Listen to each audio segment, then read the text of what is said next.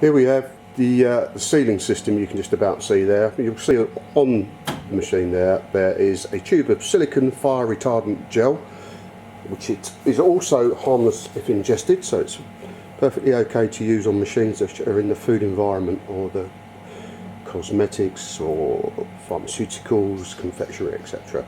Anyway, the sealing system runs, probably can't see it too well, but runs along here. L-shaped sealer.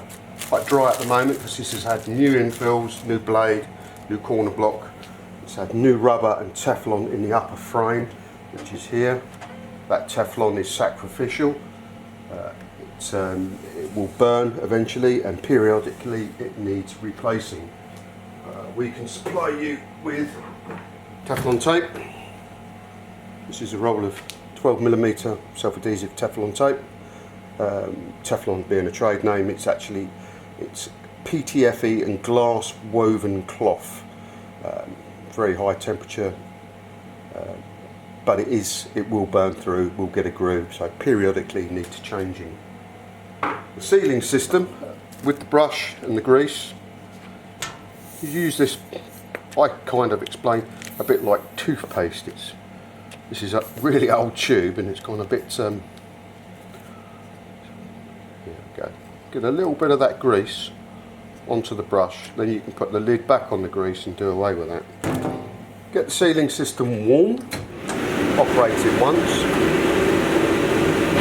and then what you do simply is you work that grease along into the sealing system, pick up the off, and then whilst it's warm any debris will be removed. It puts a little bit of grease on that blade, helps to stop the film from sticking to the blade, gives a cleaner cut, and most importantly prolongs the life of the sealing system. What we can do then, if there's any dirty debris left on that blade, if we just do a quick seal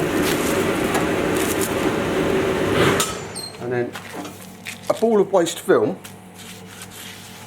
just rub it along the top of the sealing system, any dirt, debris left on there will be taken off. Then you won't get a dirty pack once you start putting your products through.